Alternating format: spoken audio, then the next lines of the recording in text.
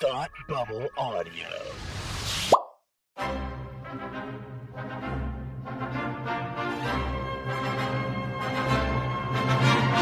Look, up in the sky! You will never find the more wretched hive of scum and villainy. Welcome to Beer with Geeks with Tim and Frank. Who are you? I'm Batman. I am Iron Man. Your friendly neighborhood Spider-Man. Hi, Christopher. I'm Nero. My name is Inigo Montoya. You're a wizard, Harry. A couple of guys with a couple of beers and a whole lot of pop culture nostalgia. Make it so, number one. Ladies and gentlemen, the Beatles. Name the dog in the animal. Life finds a way. I am serious. And don't call me Shirley. Now sit back and crack open a cold one, because it's time for Beer with Geeks. It comes in paints? Shaken, not stirred. Great Scott! I was way off. I knew it started with an S, though. Hi, and welcome to Beer with Geeks, where two geeks geek out with beer. I'm Tim, and with me, as always, is my friend from Ceti Alpha 5, Frank. This is Ceti-Alpha 5. Thank you very much. I was setting you up. Thank you. You were setting you up. me up. I think setting was good. Yeah. That was a good enough pun. Okay. Thanks, Dad. All right, so we are here to talk about what beer we are drinking, but you... Hold on one second, please. Alexa, stop the timer. Wonderful. That's staying in. Okay.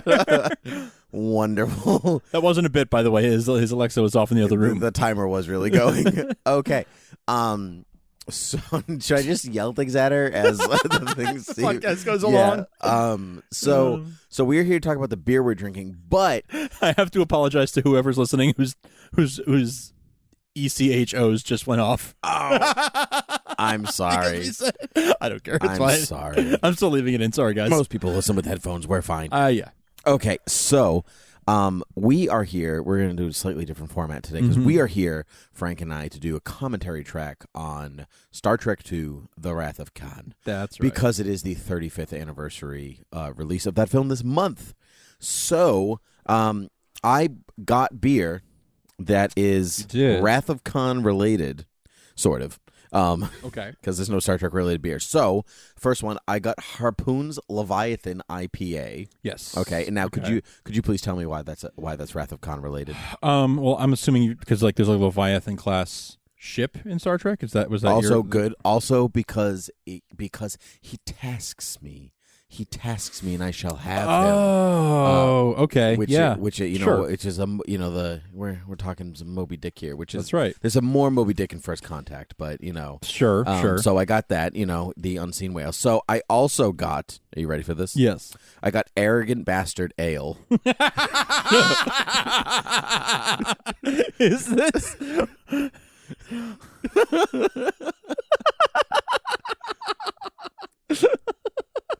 Wait, so okay, so the ale part is fun because Romulan Ale. Romulan Ale, sure. Because Khan is an arrogant bastard. Okay.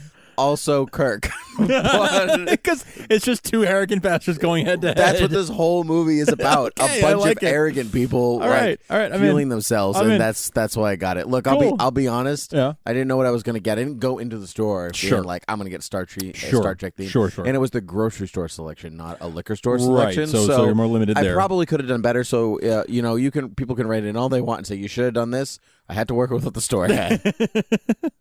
This is great. This is great. This is great. I'm very pleased. What else? Tell them about the amazing concoction you came up with. Okay, so I guess it's kind of alien looking, isn't it? So friends, if you take a Jello pack, some fat-free, sugar-free Jello, in this case pistachio, and you mix it together with a cup of Greek yogurt, non-flavored Greek yogurt, and a tablespoon of maple syrup, you get a delicious custard-like dessert. It's that delicious. Is like basically non-existently it's. That's not how I would phrase it. It's good for you. Yeah, because it's just yogurt. It's just yogurt with and some powder. Yeah, the powdered Jello mix. It's very, very good. I'm quite a fan. As somebody who's trying to watch the carbs, it's pretty good on that front too. It's good. So let me pour you some beer. Oh yes, please do. Okay. You arrogant bastard. Would you like a Leviathan or arrogant bastard? I feel like Arrogant Bastard first. Arrogant Bastard. I feel like we start there. Yeah, I agree. That's my okay. So tell them about your experience with Wrath of Khan before we start this. Sure. So, oh man, I've loved this movie for many years. When I was a kid, I've said this many times on the show that I used to go to my local public library, take out the VHSs they had there, and they had all of the Star Trek films on VHS. So I just decided at one point, like, I've never seen the Star Trek movies. I was probably like 10 or something. Never seen the movies. I'm just going to start taking them out one by one and watch them. So I did. I like binge watched the Star Trek movies, and very quickly learned about the ups and downs. This is like before I really was on the internet or anything. You know, I was just a kid, so I didn't like go to forums much or anything. And so I saw it, and this one was quickly a favorite of mine. I knew its reputation kind of preceded it, so I knew that it was lauded as a classic, and I loved it. And then I think I talked about this on the show last year, or God, was it earlier this year? I don't know. I went to see it on the big screen for the first time. Stephen King's It. I went to see Wrath of Khan on the big screen at the Wang Theater here in Boston.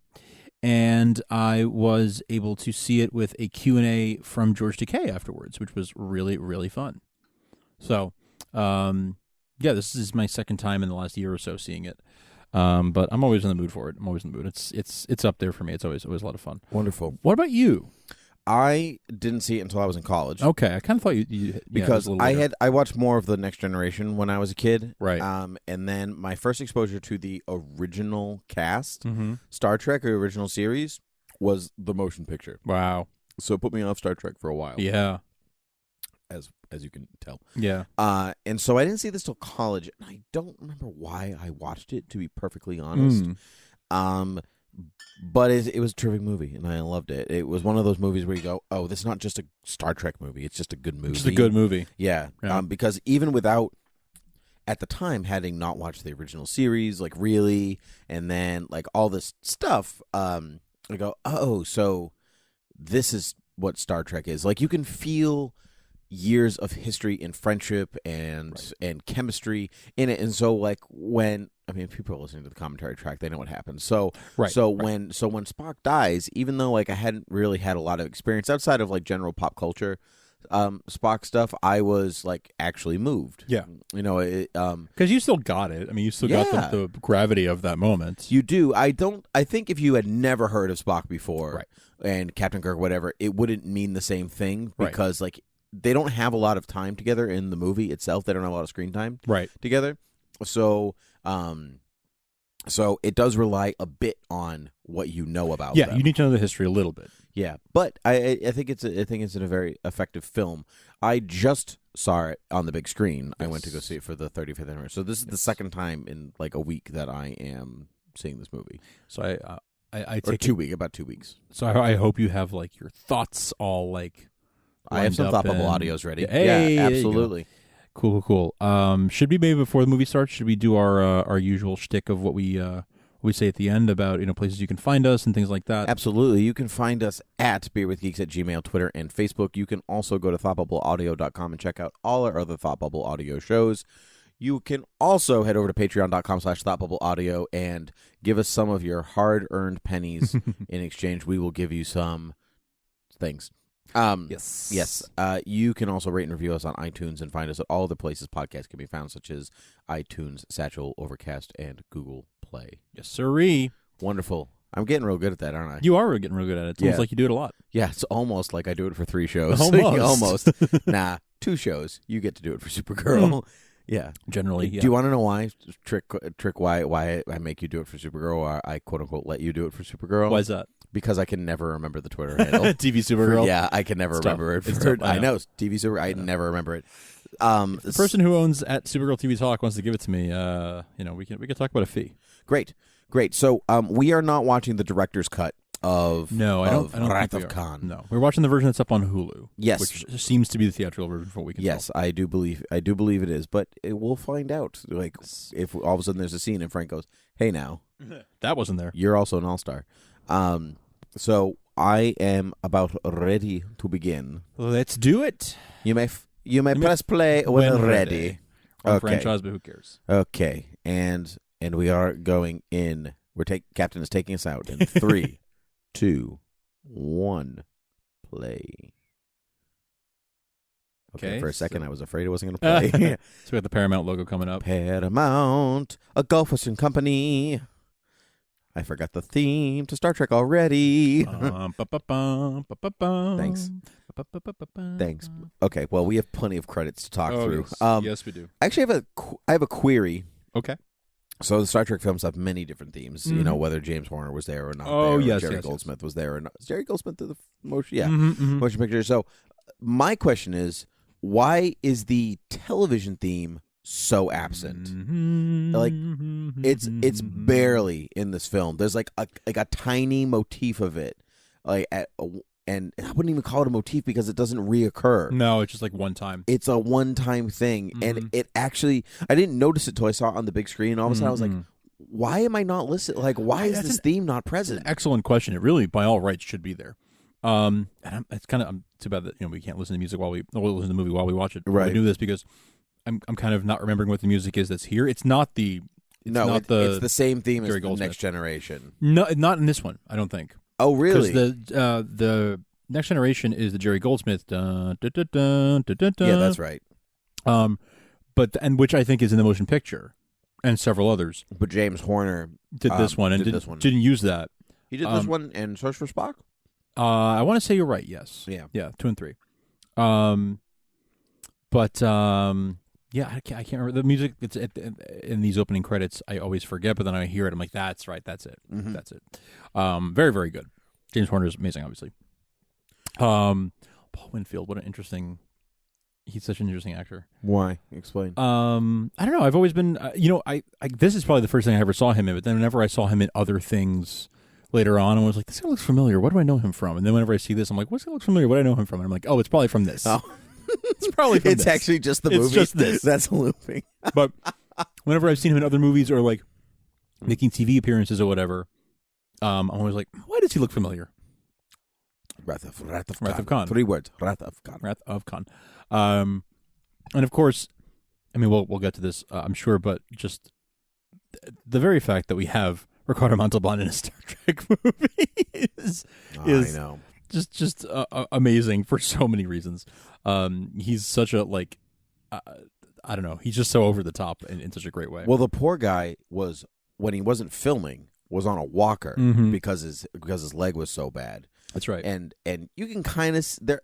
It's like one scene where he walks funny, but and it's kind of fitting in a way. It is a little fitting, but it's so like the sheer amount of will for him to just be in this movie and do this part is unbelievable, because it's a movie where you're two so your main villain and your main hero do not ever come face to face. Never in the same room at any point. They only talk via computer screen. It's submarine warfare in space.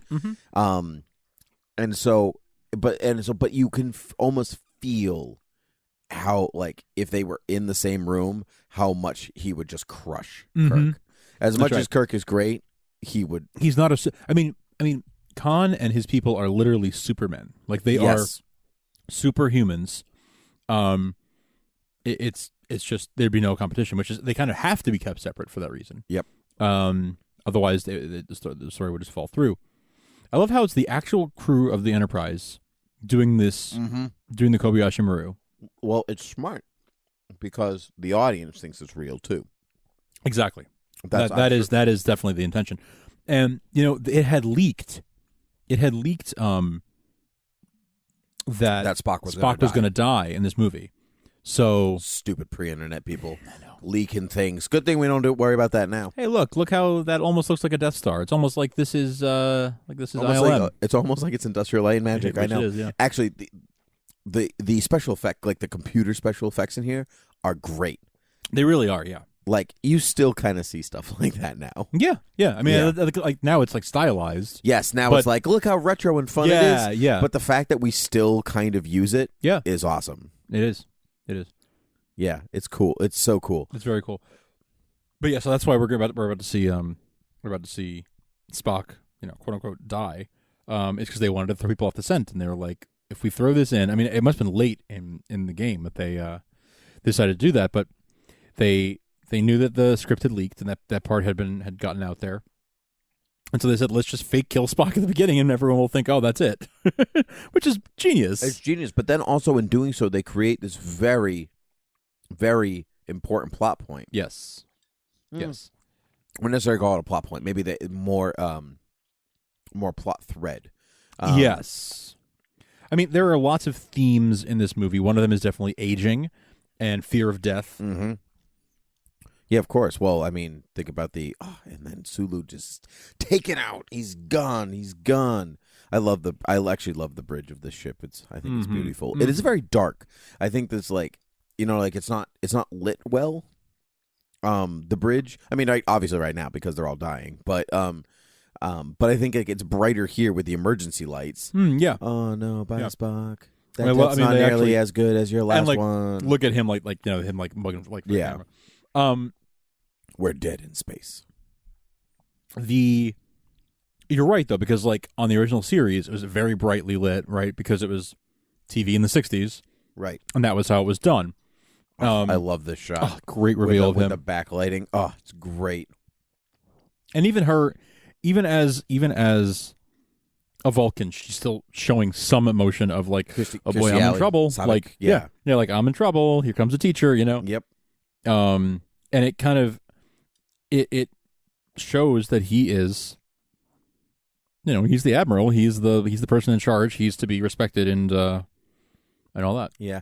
I used to hate these new uniforms. These I still don't ones. like them. I don't love them the way I like the other ones, but I do like how it kind of looks more like a uniform. It's just look at McCoy just down there how did you like paint me my like one of your performance? French girls, Jim. When I saw it in theaters, that's what I said to myself. Yeah. That's what I said to myself. I don't like the turtlenecks. That's the bit I don't like. Yeah, I don't like anything about it, to be honest. It's just I find it hard to believe that this is supposed to be only 15 years later, and they've completely changed the uniforms and they've gone all red and all this stuff. Well, somebody sat on some committee and finally got something done. Something bad, something stupid. For all you know, they've been working on that uniform for the past 20 years. But don't you think, if you were to change uniforms, our armed forces changed the uniforms, all they changed is the freaking collar? The collar is the only thing that's left to signify your rank? Yeah. And I guess they have those things on their shoulder, but still, it just seems like it is much more of it's the 70s now, so what can we do to totally, what looks like the future now from 1978? Yep. More than it looked like the future in 1968. I don't like how they changed, they added colors, like McCoy's green. Mm-hmm. Keep it in blue, damn it. Mm-hmm, mm-hmm. I do like that bit where when he sees Spock, he's like, aren't you dead? Yeah. Again, just adding all these. Mm-hmm. It's a really well written script. It's a really well written script. That is, it's literary. It's written like a novel. In that you have those sorts of that foreshadowing that doesn't come across as foreshadowing at all. It's not really obvious. 'Twas the best of times, 'twas the worst of times. I love that he holds the book out because he doesn't have a he can't see. He can't see. I love it. He's getting old because it's all about age. He's getting up there. Still looks good though. Still looks good. What a great piece that is. It is. Yeah. I didn't know he was bald for years. Really? I did not know for years. Many still don't. True. Yeah. Actually, when I saw it in theaters, there was an interview with him beforehand, and when he turned his head slightly, you could see the line separating the piece from his head. Interesting. But he was not happy about that if you watched it. I bet he wasn't. What a great view. He's a very vain man. I'm sure he watched it. Oh, yeah. Absolutely. Beautiful views of San Francisco. Yeah, it all kind of looks like Malibu at the same time, but I think it's supposed to be San Francisco. I think it is. Romulan Ale. It's more about McCoy's outfit in this scene more than anything else. Yeah, which is very 70s. Like I what? feel like. Oh my god, he's got a cod piece. He's got a cod piece. And he's Dr. McCoy's cod piece. And they're still all wearing rough collars, yes, that's even what though I'm they're saying. not and bell bottoms. Yeah, he's wearing bell bottoms. It's literally like a 70s vision of the future. What do you call it? Clothes are cyclical, like technology. Fashion comes back around. Technology and clothes, they come back. Beepers are coming back. I love how he has no idea what it really is. Oh, glasses. Yeah. I know, because he's allergic to rednecks. Yeah, exactly. Cheers. Oh, and then the glasses break because that's signifying some things. Yep. And, Yep. it just gets Yep. this is so good. This is so good. Except that shirt. That shirt is terrible. It is truly awful. All his muskets. Like, okay, so he doesn't know what glasses are, but he's got muskets on the wall. I know. Yeah, that's true. I hadn't thought about that. Okay, so we say this movie's well written, but there are some things I question. Okay. Like that. That's also about the writing, though. Like, because when they were writing it, they didn't know they had muskets on the wall. Like, that was a choice that was made later. Potentially, unless you read the script and it says Kirk's apartment is decorated adorned with muskets, with antiques, including muskets on the wall. Could be because but he loves antiques, but right? That's look, the whole he's got point. those helmets there too. Like, he likes antique and the armor. Like, he likes antique weaponry. Yes, which glasses are not necessarily weaponry. They're not. Yeah. Even the chairs are very 70s. They are. They look like they could have been there since the 60s. Yeah. Yep. I agree, but I like it. I mean, we're not really talking about the scene at all, which is fine. It's great. I mean, which is a great scene. So this lays the groundwork for Kirk's midlife crisis, right? Mm-hmm. This is where we're kind of introduced to this piece of it and how he feels like he's an old, piece of, I don't know. He's part of the scenery. He's like not living his life anymore. He's an admiral. He's not on the ship anymore. He wants to be out there in the world, but he just feels like, nope, I'm an old man, and I've been resorted to this desk job. Just want to be out there. Right. Out in space with friends. That's what he wants. Mm-hmm. That's what he wants. So, yeah. So that sets that up. Okay. Here's a problem I have with this. So they're going to Ceti Alpha 6, right? But it's not there, Captain. This is Ceti Alpha 5. So they are going to they think they're at Ceti Alpha 6, and they don't. I'm sorry. How can Starfleet not realize? Wait a second. There's a planet missing here. How can they How can no sensors or some member of their crew not notice? Hey, wait a second. There's a whole planet missing from this solar system. It feels off with all their technology, all their. And I already see the retcon wheels or the headcanon wheels turning. Or are you going to agree with me? If the system is not on our records, it does not exist. Yeah. I'm just saying, there's supposed to be at least 6 planets there, and there's only 5. Did no one notice a planet went missing? There would be some pretty major repercussions across the solar system if that were to happen. But Ceti Alpha 6 is supposed to be desolate and nobody's supposed to be there. Correct. Any life forms included, which means that maybe they don't even have tech on the planet. But I'm saying on this ship, they should be able to know how many planets there are. Also, I believe this model is from Star Trek the Motion Picture. Really? Yeah. The Genesis station? The model.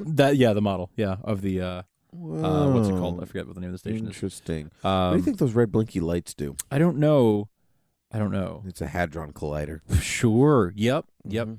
Can't be so much as a microbe or the show's off. So they do so much. It's a very compact script, and they do so much. If you miss even a line, you miss something important. There's a lot of good word economy. Ew, that's a great way of putting it. Well, there was money economy involved in this because the first film had a budget of $45 million or something like that, and it didn't do great. Yeah. So they stripped it back and did them for 11, right? Something like that. I don't even I'm pretty know, sure I'm pretty sure it was done for 11 million. It was pretty lean. Yeah, and you could sometimes they'll reuse a shot of a ship or something like that.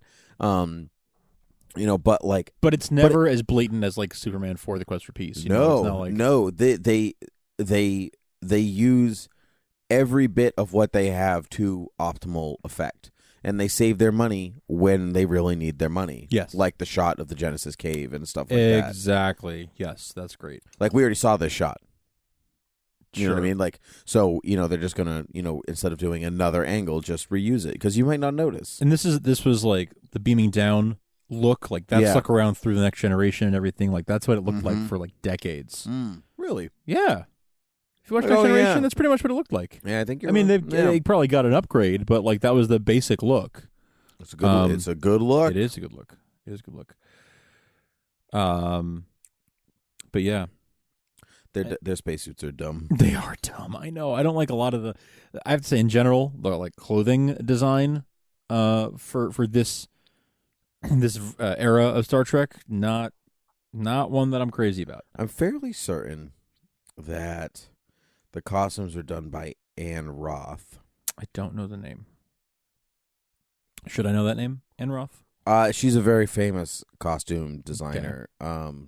But I'm just going to use my one. I'm going to use my one look up. Mm-hmm. Because we're talking about the costumes a lot. So I'm just curious what else they've done. Those look like cargo carriers. Nope, Robert Fletcher. Okay. I was way off. So Knew check it started this out. with an R though. Check this out.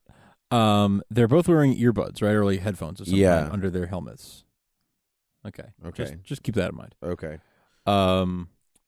He did motion picture 2, 3, and 5. No, 4, sorry. Okay. And that was it. And now they take their helmets off and no earbuds. I've seen this movie a couple times. Yeah.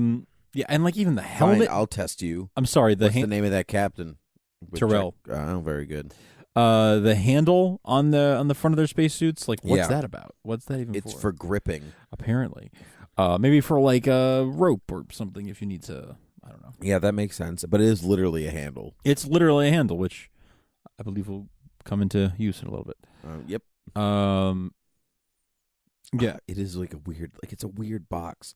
Nope, don't get too close to the cage, Captain Terrell. Don't do it. That's a good effect though. Like whatever they're using to do that, it's well done. It's definitely just somebody under the table. Oh yeah, with like something under the dirt. But it's so effective. It is well done. See, I love this. Moby Dick, Paradise Lost, Moby Dick, King Lear, aging Bay. Yeah, Botany Bay. Oh no.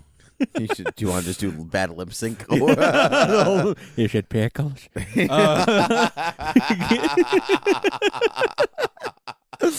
No, it's not pickles. Yeah, it's a monkey. It's too late.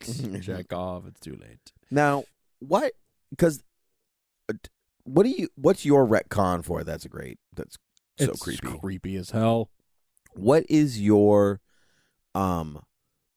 what is headcanon for Khan knowing Chekhov? Because Chekhov wasn't in that episode. He was not in that episode. He wasn't even, I don't think, on the show yet that season. No, he wasn't. But I think what the sort of generally accepted fan headcanon is, and this is so creepy, like as he's taking off his gloves and everything, just it's so scary. It's like, why does he only take off one glove? Michael Jackson. No, I don't know. Gotcha. It's so menacing. It's so menacing. Mm-hmm. But generally, I think people have decided that he was on the ship, but he was just one of like the 400 crew members who wasn't in the room. Oh, sure. Okay. Now, as to why Khan remembers him, never forget your face. All that stuff. Yeah, right. I don't know, but that's the reasoning behind. I mean, him remembering Khan. It would be like Khan to also study like everybody in Starfleet and know who they are and something like that. But he doesn't know Captain Terrell. He doesn't. No, I don't think he does. See, I don't. I don't know you. I don't know you. Literally. But you grab the handle. Grab the handle. Yep. Come on, go for it. Go for it. Come on. But you, I never forget a face.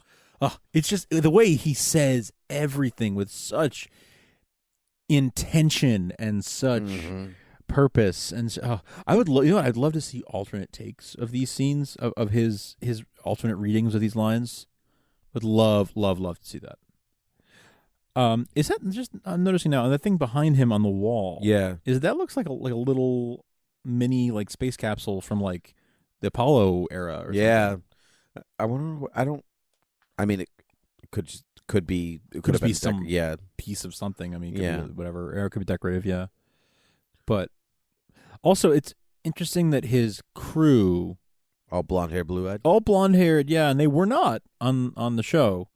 These are the children. They've aged quickly for reasons. I guess. Yeah, it's either that or they were the adults and they reverse aged. But Possible. but man, he aged a lot in 15 years, poor Khan there, huh? Yeah, he did. Poor The guy. years were not kind to him. They weren't, but he still looks awesome. He still you looks, know what I mean? Yeah.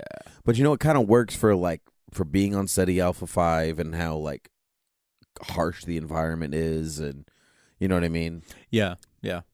But it kind of works in its own way. But you're right, if you look at him in the original show, man's like in his like prime of his like, let's say he looks like 32 in his prime. Yeah, and sure. He looks like he's in his 60s or something. 60s, yeah. It's only been 15 years. Yeah. Admiral.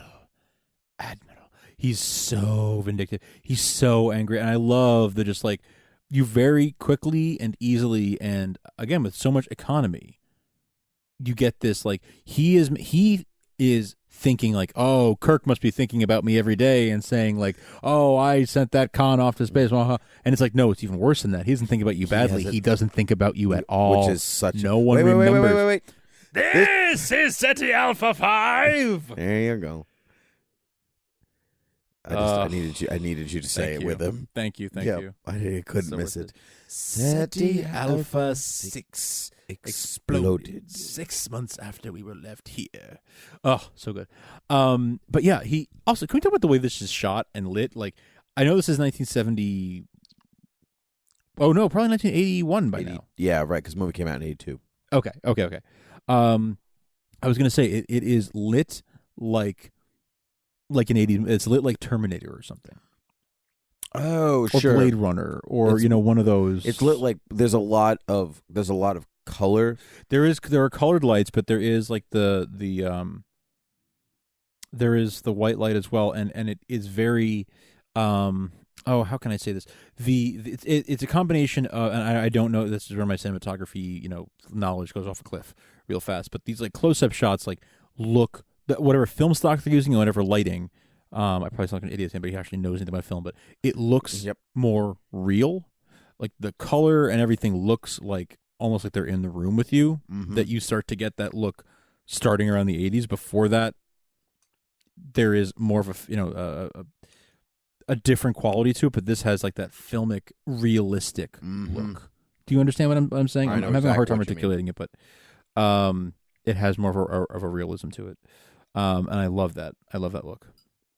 And there we go with the handle. Well, it's because it's lit with different points of articulation. Yeah, it is. As opposed to multiple points of light, right? As opposed to just like here's a height, Here's like from one direction, right? Yeah. It's not like here's some stage lights above you, and let's call it a day. High key lighting. That's what I was trying. That's it. Thank you. Look at the shape he's in. I mean, good God. I know. Well, his legs didn't work, so he was like, "Well, I'm going to make sure that my upper body bulk up." Yeah. I know the debate for years whether it was real or not, which it definitely was. Oh, it is. I think it has to be.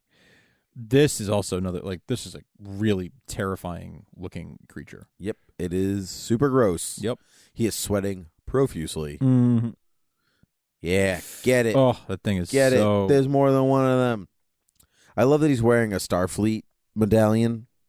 Yeah, it looks like it's. So I'm very curious about that actually, because even when he's the whatever it is that he's wearing, those like ruffles around his like collar that goes like up and down his chest and around the collar look like they're styled after the Starfleet uniforms. Yep. But the new Starfleet uniform. But there's no way he could have that because he's been marooned for 15 years. So what the hell? It looks like something that is, it's all tattered, it's ripped up, there's holes in it, but it looks like it was designed the same time period as the stuff that everyone else is wearing. It's almost as if the costume designer made his clothes too. Huh, weird. Yeah. It's just so aesthetically they all look together on screen. I guess, but you'd expect it to be like, to look like the original series, whatever he was wearing in the original series. Purple cloak. I feel like it was red. I feel like he wore red. He wore a red shirt. Pretty sure he was wearing purple at one point. He might have been wearing a red at another point. But but when they're eating dinner, I'm fairly certain he's wearing purple. Okay. Because he's royalty. Also interesting, he is supposed to have been from the year 1996. That's right. Right? He's a product of late 20th century genetic engineering. Mm-hmm. And that's a fake those hero, ears are right? so fake. Yeah. So fake. Oh my god. And Chekhov's screaming here is ridiculous. Yeah, well, if a little slug just made a giant hole in your eardrum, and I know, but it's like almost comedic. not really an eardrum, the wait, outside he's- of your ear. Yes. Yeah. What were you gonna say? So if he's from 1996, So he's from 1996, and then they're put in like, whatever. They're put to sleep, mm-hmm. and that's when they encounter Kirk and company the first time. Right? And so that's when they first wake up out of like hibernation, Yeah. and then they're removed for 15 years, and now we Yeah. see them again. And it's like he should not know as much about the world or about the universe, the modern times As he does. And he's clearly very well read and all that kind of thing, but he's had limited access to reading material. He doesn't have whatever technology. But they're modern not just. technology. But they're not just smart. They're not just strong. They're smart, right? Sure, They're supposed to. So, but you can be smart, but like you need to have a history book to know like history. Like you can't just be born smart and like know history, right? Or know how to use technology without being shown or without having, or at least have read about it. I agree. Yep. So I'm saying the source material, like they could be very intelligent, but without the source material to feed their knowledge, He shouldn't have any idea how to pilot a ship or Right. something like that. Right. Hmm. Unless you're led to believe that by 1996 there was already ships were similar enough and things were similar enough. Maybe not similar enough, but if like in 1996 there's like superhuman tests and they're this successful and whatever, so clearly the tech of this universe in 1996 is much further along than ours was. Yeah. So maybe, but I think he's also like when I say he's smart, he's not just smart. He's like he is superhumanly smart. Yeah. And so I think it's a little bit of like, Scotty. What about Dr. McCoy pulled me through? Wee bit of what? Oh, shore leave, Admiral. These spacesuits are really dumb. With the concentric circles and the it looks like C-3PO's like outer coverings, and they've got those ruffs too. Like it all like aesthetically fits together. It fits together, but I don't like any I don't of like it. No. I really don't like McCoy's green collar. He looks like a reverse Christmas tree. So this is Captain Spock. Yes, that's right. And at some point in the movie, he makes reference to the fact that he never took the Kobayashi Maru, but he's a starship captain. Maybe they just gave it to him out of longevity. I guess so. This exchange is he's so human, kind of gratuitous. Nobody's but perfect. It's funny. It's funny. He's so human. Well, I mean, if you hear stories about the legendary Captain Kirk and what he's accomplished and all these missions and all that stuff, you don't expect him to just be a dude. Yeah, I guess so. Okay. Because that's what Captain Kirk is. At the end of the day, he's really just a dude. Yeah, exactly. He's actually like a dude's dude besides. Yeah. You know what I mean? Like, and I mean, by this point, he's really mellowed and he's reading and all that stuff. And he's certainly a very smart man, but he's also the guy that definitely would bring the keg to the party in college, So, and he can never really escape that. And so, he's got that swagger. He does. He doesn't fit. He doesn't even. What about the rest of the inspection? Later. Yeah. It's all he just wants to fly the Enterprise. That's all he wants. He just wants to take her out for a spin. Should have never taken that desk job. Yeah, exactly. He is good about it though. Like when the time comes to take action, he is like, no, it's not my ship. Yes, he does defer to. God, I forgot. I love this scene. I love this scene where they're so nervous. Yes. Yes. This is yeah. great. This is great.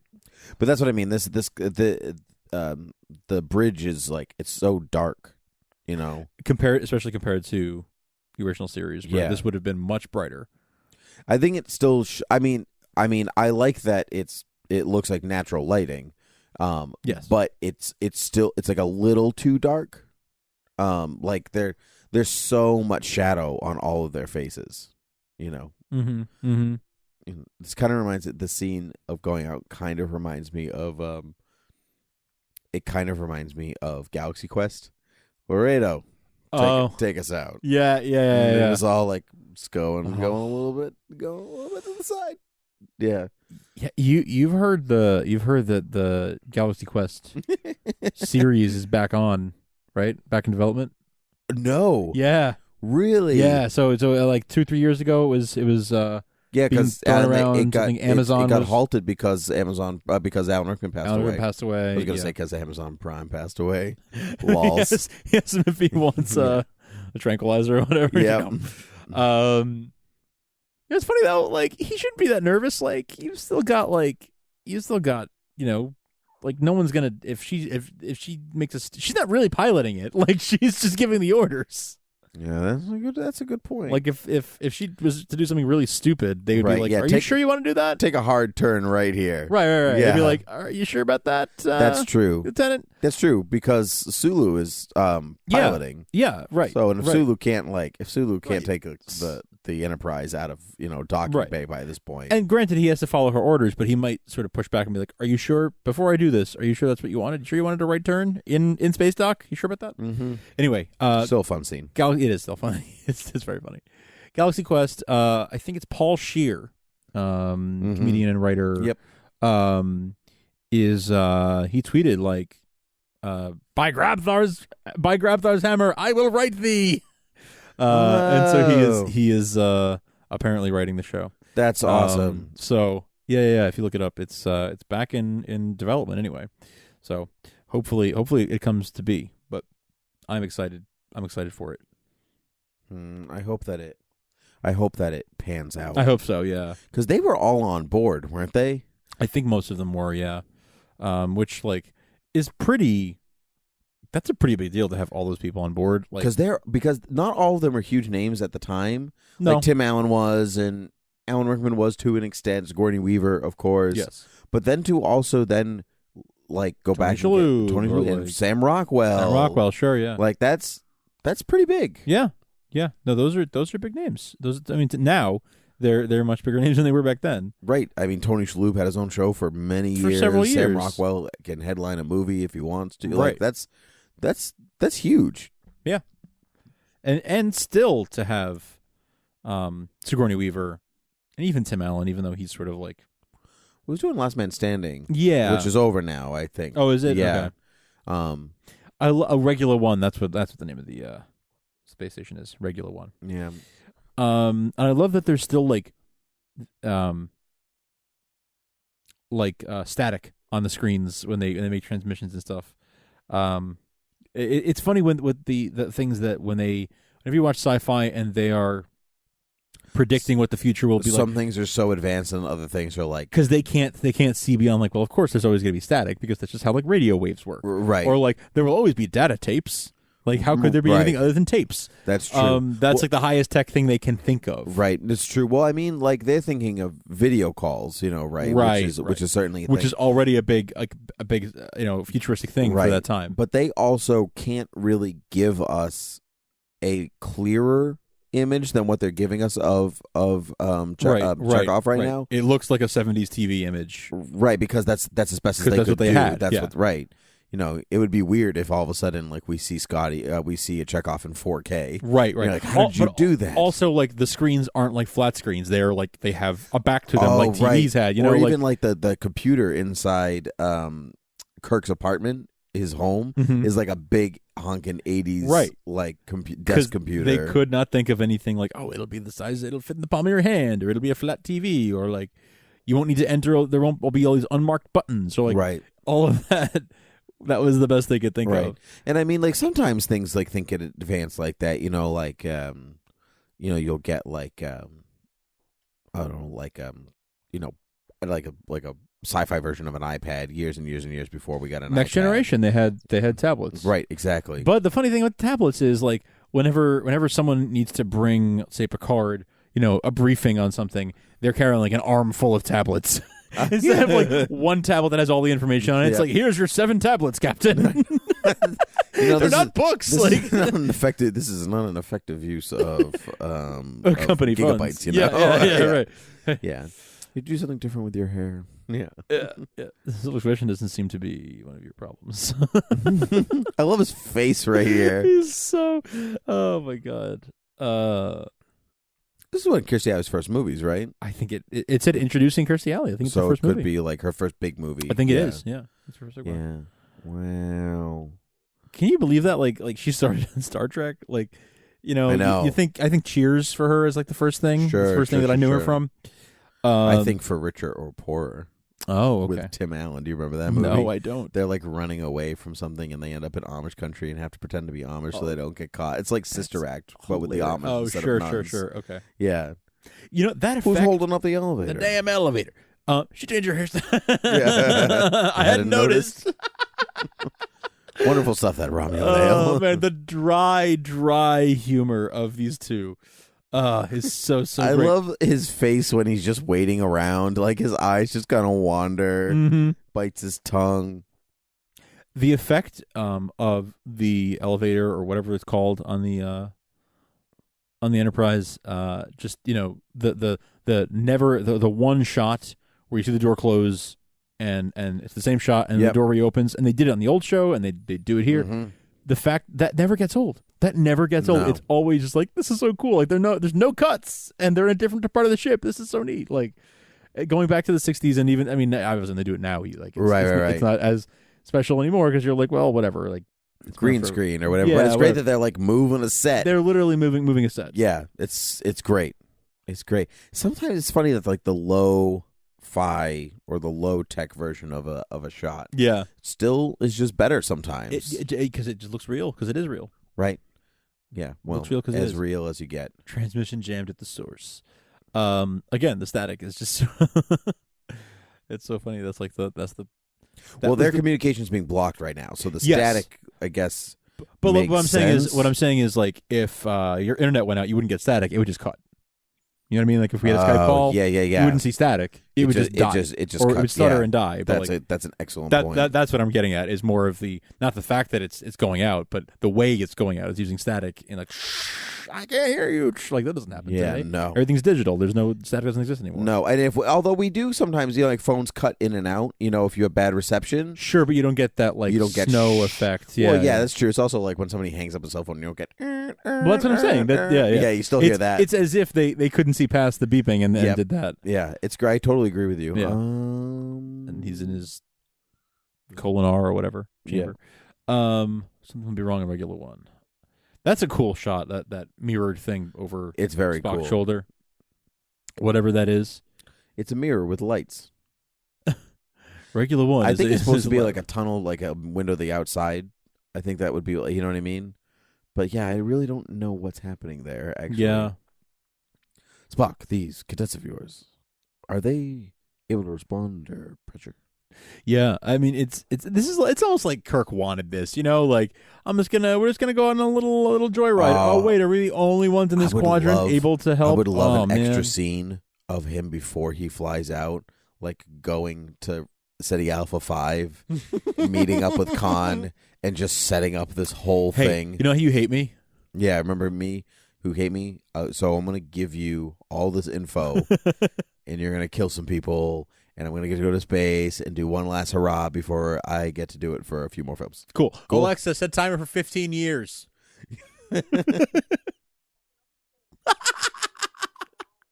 She can only set a timer up to 4 hours, Frank. Oh. Well. Never mind. It's no fun. Alexa. Lady in a tube. Yeah. Lady in a tube. If I may be so bold. Commanding a starship is your best destiny. Anything else is a waste of material. Not pursuing to debate you. That is why it's such good dialogue. Like it's so well written. I mean, it's not written like normal people talk, but it's written like these characters talk. Yeah, that's true, because people don't talk. No one talks that way. No. But especially not the one. And that's another theme. The needs of the many outweigh the needs of the many outweigh the needs of the few, or the one. Which is a very nice addition. Yes, to the old adage. Yes. Yes. But like we don't know what we're going to talk like in a few hundred years. That's true. That's true. Yes, that is valid. But even for the sake of like, it needs to be relatable to a 20th century audience. Right. In this case. Exactly. But it sounds like these characters talk. That's the most important thing. It sounds the way these characters have always talked. So Harv Bennett, Nicholas Meyer, like they did a good job in capturing that. Like he's like, by Starfleet regulation, I get to be in charge now. Hooray! Yeah. Like I was hoping this would happen. Wah ha ha ha ha. Now get out of that chair, all of you. I'm going to do all the things in here. Mm-hmm. Are those chairs leather or are they that's cloth? a good question. Because on the big screen, they looked like cloth. They kind of look like pleather. But they think they look like pleather. They look kind of shiny here. Yeah.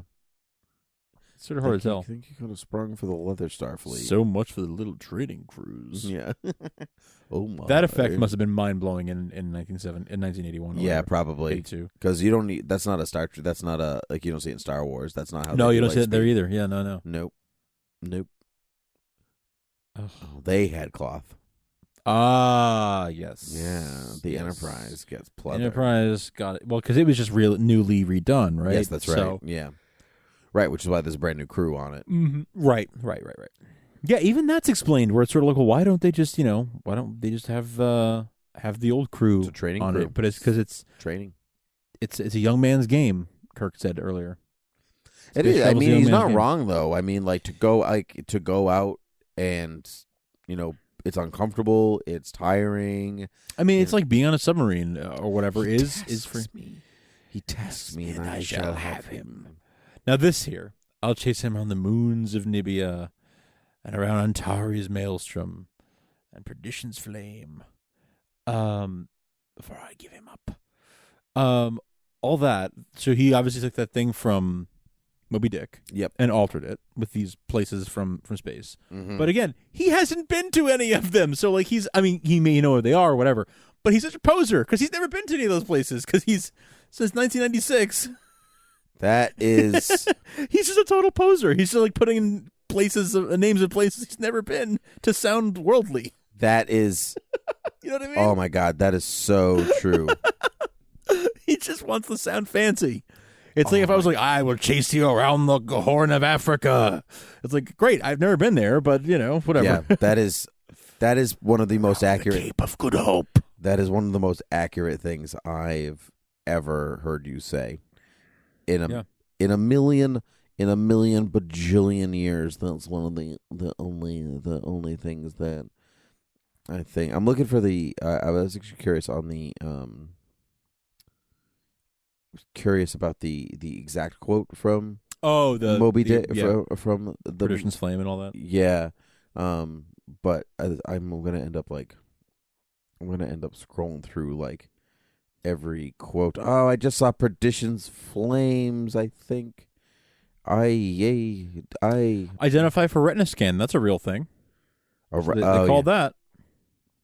Yeah. Yep. It takes a long time, but they did it. Yep. That accursed whale. Yeah. I shall chase him round Good Hope and around the Horn and around the Norway Maelstrom. Oh, different Maelstrom. And around Perdition's Flames before I give him up. There you go. Yep. Very I knew good. it was something like because that. You see Moby Dick on a shelf. So right. Oh yes. Which is why and it's near the top. Which is why Leviathan was our beer exactly. today. And the arrogant bastard. Yeah, which he is. Which they both are. Yep, and these effects from ILM are spectacular. Spectacular. Look, when you also figure that Star Wars is the first grid like 3D computer generated image, New Hope, and then this is in 1977, and this is what they're doing in 1982. I mean, look, this is like almost photorealistic, like Pixar cut type stuff at this point. And it's only 5 years later, and we don't even get this level of graphics in our home computers until the 90s. Oh, that's for sure. Yeah, for sure. But I was going to say, even in like Return of the Jedi or anything, we don't get anything like this. No, this doesn't exist in these type of effects do not exist in the Star Wars universe. No, not until the prequels. So, and even then, it's not.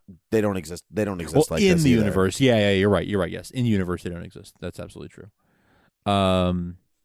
But it's amazing what they were able to do by this point. I like that. Fascinating. I like that Kirk looks to Spock to be like, say your line. Hello, don't you find this interesting? Oh, fascinating. Yeah, Captain, yes. Yeah. That's amazing. It's amazing that they were able to come up with this. And also, you know, what helps with this too is the fact that like we had sent some probes out. We'd seen what Earth looked like from, you know, we'd been to space. We had seen what Earth looked like from a distance, what planets look like from a distance. Yeah. And so we were able to say, like, oh, we could extrapolate what a new planet might look like because we know what planets look like now. Wow. You know? Yeah. Whereas in the 60s, we hadn't even been to We hadn't even been to the moon yet. Yeah. I know. It's crazy. I like the stance McCoy takes here. What if it were used for where life already existed? Yeah. Yeah. Smart. At one point, David says, like, oh, man, you know, if this fell in the wrong hands, it'd be a weapon, blah, blah, blah. And I'm like, well, maybe, David, maybe you shouldn't have made the Genesis device look literally like a missile then, buddy. If you didn't want it to be used as a weapon, maybe don't make a missile that creates life. Maybe that was your first mistake. Maybe, but maybe that was the only way to make it work. Maybe, I don't know. Yeah, so like aesthetically, does the aesthetic outweigh the need of the Genesis? Yeah, I don't know. I don't know. Yeah, or the missile. My God, the man's talking about logic. Yeah, of course he is. That's He's literally Spock. what he does. You Green-blooded inhuman. He's so offended. Yeah, I know. He's like, hey. But just the raise of an eyebrow, he communicates so much. I know. Just like that. It's like, you better not say that next word. Yeah. Whatever the next thing you're going to say is, don't say it. Yeah. Hey, I didn't say anything mean about you. I was just saying. I'm literally just saying logic here. I'm literally just being what they wrote me to be. I like that. I mean, this is not necessarily this film, but you can see it in there that Spock and McCoy are the two halves of Kirk's personality. Yes, right? very much. Yeah, very much. Yes. You know, they're almost like his good angel, like they devil. Are. You know, and you know, and he makes generally the right call based on their wise counsel. He finds the path in between. Mm-hmm. He does the Solomon thing, and he finds the wise. He cuts the baby in two. Cuts the baby in half. Yeah, that's right. Yep. You ever see that The Simpsons? You ever see the Simpsons episode where Homer falls asleep in? They all fall asleep in church on Easter, and so they all have little biblical dreams. Okay, which is great. And Homer has this tiny little one where he's King Solomon. Oh no! And they come to him, and they were like, "This person says this pie is theirs, and this person says pie." And he takes the pie, and he's like, "The pie shall be split in two, and each man shall receive death." I'll eat the pie. It's great. That's great. It's a little vignette if you don't know that story. Okay. It's not funny. Like you wouldn't get it, but it's a great episode. That bit is most Simpsons stuff's not on YouTube, but I bet you that part is because it's so short. That's super funny. Revenge is a dish best served cold, and it's very cold in space. I know this because I read about it. It is a good line. It's true. He is almost like a walking. He's a poser. I was going to say poet. Oh, because okay. Yeah. Well, yes, he's very poetic, and because he has not experienced these things. It's an excellent point that I've never really thought about before. You know, at least updated Khan, at least fake Khan has been to space. Yes, Cumberbatch Khan. Yeah. Yes, Cumberbatch Khan has been in the real world for a little while before he's found out. Yes. This is so great, like the suspense building. It's so interesting that they can like read each other's like shield lock. You know what I mean? Locks. That seems like a. Well, I think it's because they're both part of the same fleet, don't you think? Yes, I would assume so. Yeah. Well, it seems like a terrible idea, though. But this really is a submarine warfare movie. It's submarine warfare. Yeah. And it should not be as good as it should. Arguably be the worst, like the most boring. Because it's just like two ships flying around shooting at each other, but there's so much more to it. There's so much tension. But the movie, but because the movie's really about character, it's about the characters. And that's which could also be boring because we totally lost my train of thought. I found it. So if you head over to Academy Rewind, one of the other shows that I do with Palmer, another host, we talk about movies from the 70s and how a lot of them are very character driven. Yes, and that's not always a good thing. No, because when it's all about the character, that's fine. But if the plot isn't going anywhere, or it's not saying anything of importance, sure, then you could talk about your characters can do anything you want them to. We can have any emotion on the screen that you want them to have. But if the story isn't there, then their emotion is useless. Right. It is without weight. And this film blends both. It does very well. Something that you and I have made reference to before is like sometimes the best stories are the ones where it doesn't really matter. It doesn't really matter who the characters are, or rather what their identity is. You know, whether they're superheroes or future space people or whatever. Oh, I'm stressed. I gotta unbutton this. Yeah, what am I? Yeah, I gotta make like Luke Skywalker and have one little thing peeking out. Lols. At least his is symbolic. Yeah, yeah. Also because he was hit with lightning. That's true. Yeah, he just literally. I watched him unbutton it. Yep. Yeah. Captain, I wish I had a bigger role in this film. I'll turn to the camera and think about that on screen. I can't. You can't what? But yeah, like so a story like Identity Crisis from DC Comics, right? Like that's such a good mystery. It's a good murder mystery. Sure. And it doesn't matter that they're superheroes. Yes, it's just a good story, mystery. And you can slot in and like you could almost change out those characters for Marvel superheroes or for it's still another set of story. characters, Agreed. Who are like because analogs. The archetypes. Well, you could fit different exactly. Different you put somebody else archetypes. in. Put somebody else in with the same archetype and it still works. I would love to recast that story. Well, like Marvel Captain America characters. and I would totally do that. That'd be fun. Let's we can write that. We can write that down. That's for good. Another time. That's good. Yeah, recast. We can recast different stories from different companies. Yeah, different famous stories with the opposing publications. Swap out the characters. I like that. All right. Anyway, continue.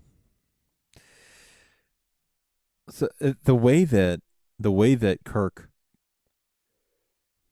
talks his way out of this situation is nothing short of brilliant.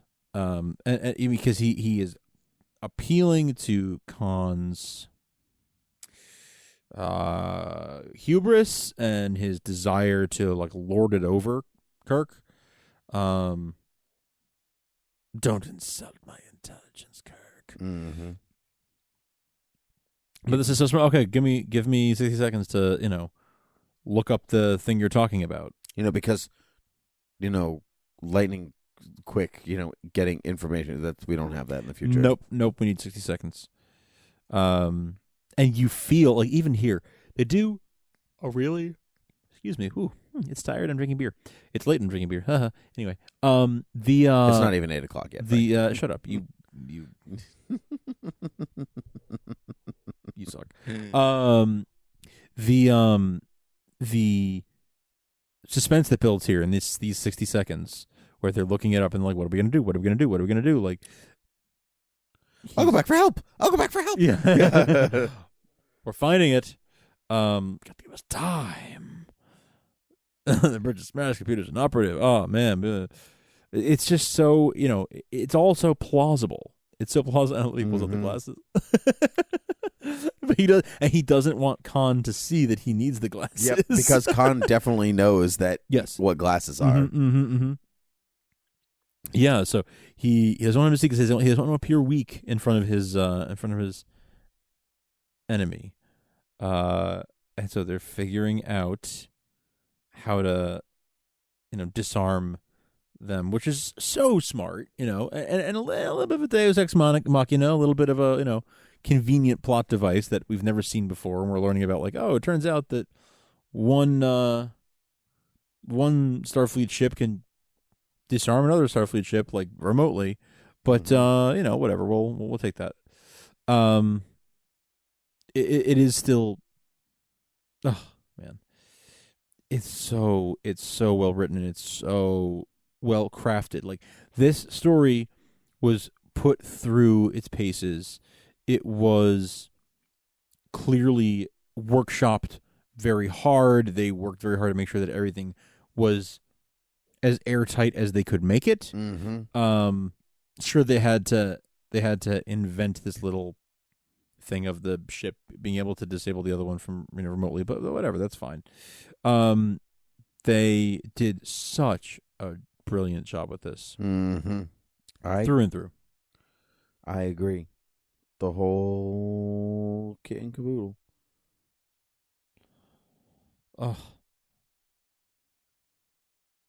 So good. So good. Boom. Good shot. Good shot and good shot. If you know what I mean. If that you shot know of his what mouth I mean. saying fire? Yeah. Oh, so exactly. cool. Yeah. So cool. Yep. Oh my goodness. I was really talking about the shot of the laser beam and also how well it was shot. Yes. But yes. Look how close those ships are. And they're just like submarines. It is just like submarines. That's his son, right? That's supposed to be his son? I'm not sure if it's supposed to be Khan's son or not. Or his second in command. Yeah, or it's something. definitely his second in command, but he may also be his son. Because they kind of look alike. Yeah, they got the hair going. It's like the hair thing. Yeah. But it's like movie look-alike. You know yeah, what I mean? Yeah. Must be getting senile. Another. I like. Why is it weird that it's all gender neutral, but they use they call everybody Mister. Mister. That goes way back to the very first pilot. You know how there's two pilots for Star Trek? Yeah. It goes back to the first pilot where there is a female first officer that everyone calls Sir. It's interesting. I mean, I like the gender. I guess I like the general neutralness of it. Yeah, but I don't know if I agree with the fact that it's the masculine form. Right. It's almost like there should be a third word that you came yeah. up with. If you can change the uniforms, you can change the word. Right? Like a new word would have been introduced at some point. Yeah. Sirdom. Sure. Yeah. Monsieur. Monsieur Spock. It sounds like Monsieur. I was going to say Monsieur Spock, could you put it up on the computer screen, please? This is a kind of a nice little callback to earlier. The word is given. Warp speed. Oh. And it's like Scotty's nephew, I think. Yeah, it's Scotty's nephew. Scotty never really has tons to do ever, does he? In Star Trek 4, he does when they save the whales. Good call. There be whales here. Yeah, that's really kind of it, though. Yeah. He often doesn't really have too much to do. You see that there where that blood is right now? Mm-hmm. It's going to be in a different place next time and when he's in another room. Probably will. Yeah, just so you know. I believe it. Yeah, so it's like a handprint. Yeah, and it's gonna be in a different place. It probably will. You're probably right. It probably will. Oh, no, it will. You noticed it last time? Yeah. Oh, okay. It was pointed out to me. Oh, I see. It was pointed out to me. And that's one of those things. Once you see it, you can't unsee it. Yep. There were a few other ones, but that was the one that I thought of. I mean, look at the size right of that now. TV. Like, look how far back that TV goes that Uhura's face is on. I know. It goes like 2 feet back. Well, it's for space. The space. It needs space for space. It's space TV. It did move. Oh my God, you're so right. It moved. You'll never unsee that. Nope. It's like watching the stormtrooper bang his helmet Yes, in A New Hope. You can never not see that. How funny is it that you can completely miss that? The stormtrooper banging his head. Like now not being able to unsee it. I'm like, how did I not see it before? For years. For many years. Years and years of not seeing that. Yep, but now can't help it. Can't help it. Oh man. So this is where the action kind of slows down, and it becomes more of a head game for a little bit here in the middle of the movie. Yeah. When he goes down there, he beams down and wants to take a look firsthand, and he meets back up with here we go. No flag officers, like with the quoting regulations. There's no such regulation. All right, join the party. That's great. The fact that Spock stays on board is interesting. Yeah. We will. I know. He's so mad at him for that comment. Yeah, that's right. Yeah. The feud between keeps them. going. Oh, that's beautifully lit. Look at that. That's beautifully lit. That shot. Where do you think that light's coming from? It's coming from the Enterprise? From the sun. From the sun of that. Oh, okay. Yeah, that's what I assume from the. Why system. is Kirk's collar? Why is his collar popped? Because Nobody he's T.J. else's? Hooker. Yeah. Because he's James T. Kirk. He can get away with that kind of thing. James T. Hooker. Yeah. Yeah. Yeah. Watch him as he slides along the hood of a police car. Yeah. A Romulan police car. That's right. Am I right? Their uniforms are so dumb. So dumb. It's like a parka. It's just like a straight up parka with bell bottoms. It's not real bell because they're like tucked into his boots, so it's like bell bottoms flared out, tucked into boots. Such a weird. And Uhura just keeps going and keeps going and keeps going. Like, oh my god, when the phone rings 17 times, hang up. They're not picking up. Nobody's coming to the computer screen. They're not picking. Also, yeah. So there's that. It's like, but no one has like personal like communications devices. That's like, again, they you're just calling the landline. They couldn't think that far. They had. Well, I mean, they have communicators. We've seen. I mean, in the original series, they had. But they're personal handheld communicators, right? But maybe that's Starfleet only because this is a civilian project. Yeah. So maybe they don't have their number. Maybe they only have the number to the facility. That's a funny thought. Yeah. I really don't know what. I honestly don't know what else it would be. Yeah, for that's tension, probably it. Frank. That's probably it for tension. Well, yeah, that's definitely. Speaking of tension, yeah, Jim, they're dead, Jim. Yes. They're all dead, murdered, decapitated, dead. That is some bright blood. That is a lot of. Well, Rigger hasn't said it. Yeah, that's a lot of blood. And she's just going to keep going. She's just going to keep on. Look, they didn't tell her to stop. Listen, I have one job on this ship. It's stupid, but I'm going to do it. Okay? Sure, no problem. Oh, my God. Yes. That movie, Galaxy Quest, gets funnier every time I watch it. It does. Yeah, I haven't seen it in about 2 or 3 years.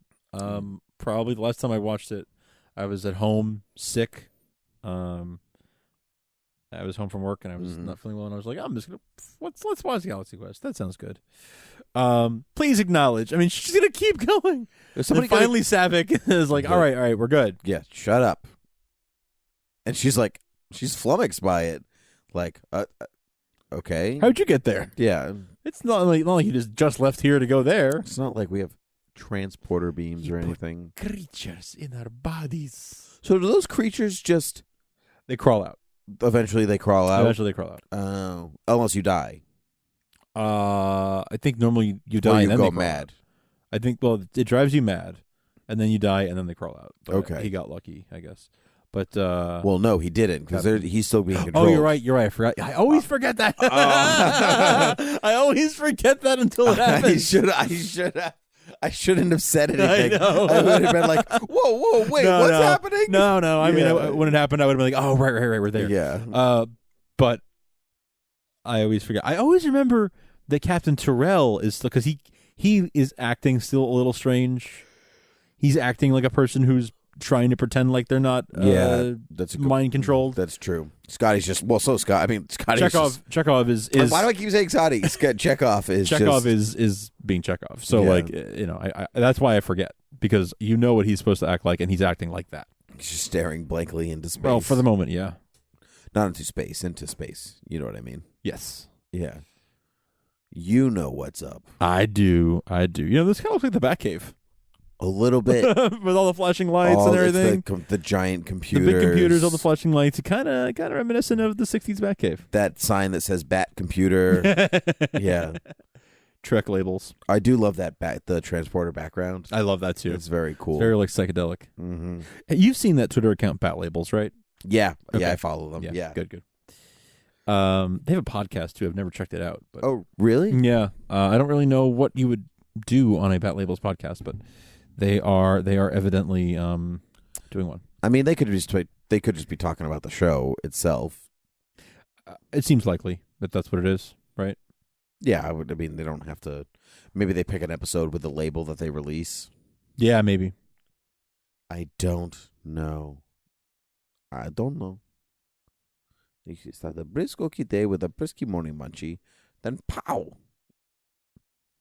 A kicker, sir. A kicker. No, it's I don't know. It's Jar Jar.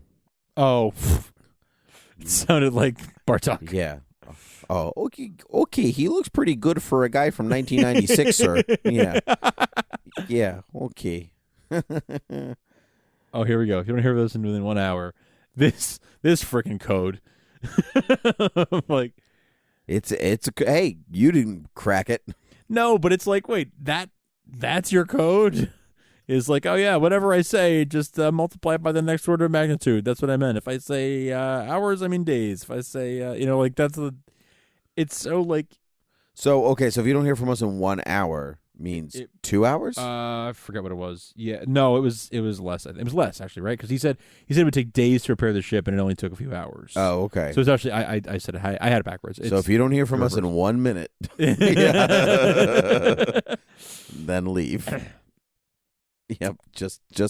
So yep. hour meant half an hour or 10 minutes or something. I forget what it was. Oh yeah, sure, okay. Not 10 minutes, but yeah, it could be half an hour. Yeah, maybe half an hour. If you don't hear from us in half an hour, but days meant hours meant minutes, something to that extent. I just find it funny that that's their code, because like you're dealing with a super genius from 1996, and your code is but why would you this breakable? Why would you assume that that's a code though? That's the genius of the code, because they're just it's like hidden in plain sight, right? Yeah, it's the purloined letter of codes. Yeah, I guess so. And see those little cone things that look like the space capsule. Yes, they definitely all about. do. So there's some kind of other object. Look at that missile. And there's look at it. Wow, what a shame if someone wants to turn this into a weapon. Who would ever have that thought looking at this? It doesn't literally look like a weapon already. I have a question. Star Wars phasers don't have triggers, right? Star Wars? Star Trek, sorry. Star Trek phasers don't have triggers, right? I mean, they do.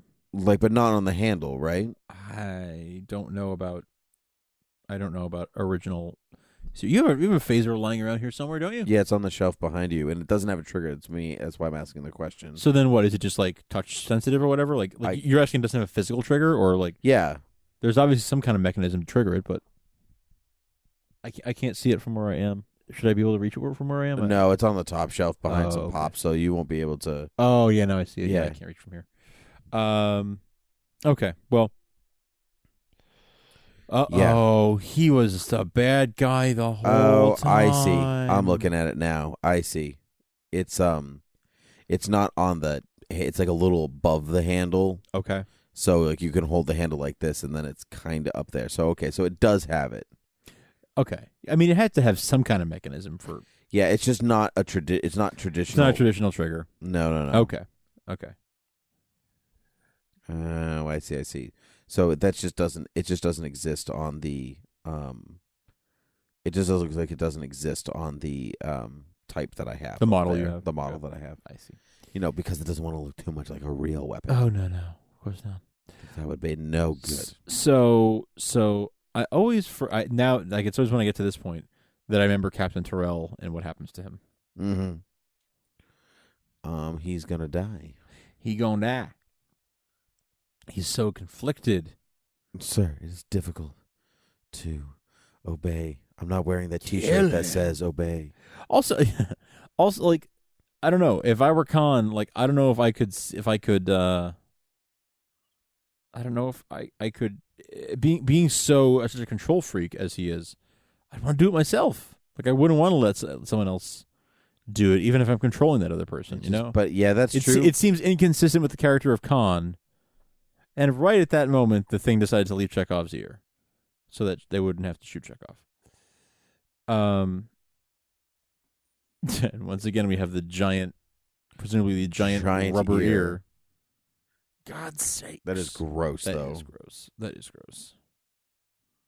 Yeah, there's a lot. I could see mothers in like 1982 not letting their kids come see this movie because it was too grotesque or whatever. It's PG. Is it PG? Yeah, but I mean PG-13 didn't exist then. So. Oh, true. When did that come about? What year did that come about? Mid 80s, late 80s? It's definitely the 80s. Yeah. What was the first? I wonder what was the first movie. I'm going to look this up because I'm curious now. What was the first movie to be rated PG-13? Came out in 1984. When Gremlins and Indiana Jones and the Temple of Doom caused an uproar with some parents, and they walked people, and they people walked out of the theater. Wow, that's Red Dawn, a drama starring Patrick Swayze, became the first film to be released with a PG-13 rating. Red Dawn. Red Dawn. Okay. Yeah, because Temple of Doom. Yep. Temple of Doom shouldn't be PG. No, there's a lot of dude rips a guy's heart out with his hand. Have they ever reclassified films? Been like, actually, no, they don't do that. So whatever it gets, once it gets, which is why something like Grease, which also shouldn't be PG. Oh God, no, it shouldn't. Is a PG film. Huh? Yeah. Wow. Yeah, which is why, because or even something like Jaws should be PG-13, but it's R, I think. And it's not really. Doesn't really have It's not anything. a hard R at all. No, not even by 1975 is it a hard. No, is it a hard R? It just, it just doesn't. It's just they didn't have a middle category. No, actually, Jaws is PG.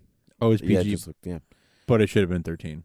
Yeah, it should have been 13. Because there's the first girl who dies is naked. Yeah. You know what I mean? Yeah. So, Con! Yeah, the fact that it repeats, that's something that I'm like, that's too much. The repeat echo is too much for me. He loves it. He loves screaming names. Yeah. That's a little too cheesy for my taste. The con? The repeat of it. Oh, so the first one's okay? The first one's a lot, but it's whatever. But then the repeat makes it too much. Yeah. It is. I feel like it is it's a bigger emotional response than what he's given throughout the rest of the film. Yeah. I mean, yeah, it is. It is. And then he goes back to being kind of mellow again. Yeah. I like that David is very much he's got a lot of Captain Kirk isms. Oh yeah. They're telegraphing the whole time that he's his son. Definitely. He acts like him. Look at his hair. That is true. I didn't think about that, but yes. The way they're placed on camera right now. That's true. They have similar body language. Yep. Yeah, it's all they're telling you because his hair is basically a mix between the two of them. That is true. I never thought about the hair. That's a really good point. It's the first thing I thought of. Well, I don't know why. Because I'm a hair guy, I guess. I'm looking at that toupee going, that's not the hair you had in the original series. It's a totally different texture and color than the hair that you originally had. It was never like that. Yeah, put those glasses back on. He loves the glasses. And now he's not wearing the glasses. Glasses are off. Continuity. Yeah. It's a little lacking. Continuity. I like the space blankets. Yeah. Why do they have to be that color? Why? Just why? I definitely just saw Chekhov looking at Saavik with his eyes, just staring at her, and he's like, "Oh, I'm supposed to be staring at nothing." And then he flips back to staring at nothing. I was definitely staring off into the air. No, that was great. Things you can notice in HD that you would never be able to actually see in 1982. It's true. Oh, I love that Kirk knows. It's not one of those things where she has to tell him. Yeah. No, he knows. He knows. It was her decision to keep it a secret. Mm-hmm. You had your world and I had mine. Yeah, it's such a typical this is what would happen to Captain Kirk. This is exactly fitting. Of course he would he would get Carol Marcus pregnant. He would gallivanting around the universe. He'd get someone pregnant and she'd decide well, you're not stable enough, so go away. It's true. I'll deal with this. And I think she was right. I think she was right. Yeah. I mean, David seems fine. He seems slightly well adjusted. I mean, he's a doctor, Frank. That is true. He's a doctor. But is he happy? I don't know. I don't think so. You show me a son that would be happy to help. See? Happy. Yeah. My son. I need to hold him over a rock somewhere. Think he's too big for that? No, I'm silly. I'm Captain Kirk. I can do anything. I can do whatever I want. Yep. Because I'm Captain Kirk. Capitan. El Capitan they used to call me back at Starfleet. They didn't call you that. No, but I wish they did. I'm feeling old. Worn out. Oh, Like a used sponge. poor Captain Or Kirk. like butter spread over too much bread. No, wait, wrong. No, wait, that's No, different. That's the wrong franchise. I could go for that right now, actually. That's the wrong franchise. You make me feel so young. Da, da, da, da, da, da. You make me feel like spring has sprung. And every time I see my son, I'm such a sad individual. Because you kept him from me the moment that he could speak. I'm gonna go out to space. Hunt for Khan. I'm done. I could have kept going. That was good. That was good. I'm gonna go to outer space and hunt for Khan. Da, da. Oh, the mouth gaping. That is great. There it is. That is great. What a great Look shot. at that. I don't know how you do that. What is that, a matte painting? I think it's a matte painting. That's lit from behind? Probably. That's incredible. Yeah. It's probably a matte painting, meshed up with some like Yeah, because there's some animation. real plants right in front of them that are like blowing in the wind. Yeah. Yeah. Oh, but that is off to the left there. That's probably a matte painting of their jazzing with up with like some animation. Yeah. To make the water look like it's flowing. Yeah, it's so cool. It's very well done. Like probably hand drawn animation over a matte painting. Yeah. Um, It's huge. Huge. What if you don't want to live in a jungle environment? Can Genesis make other things that are not jungle? Just saying. Just saying. Just So- saying. I guess what's interesting is that Genesis. I wonder if it's based on, whatever life forms are there. There are no life forms there, so I guess So that's the whole thing. So why does it create landscapes that look like basically Earth landscapes when we've been to other planets in Star Trek and we know that other planets have different landscapes? Like purple trees or whatever. Like not everywhere has green trees.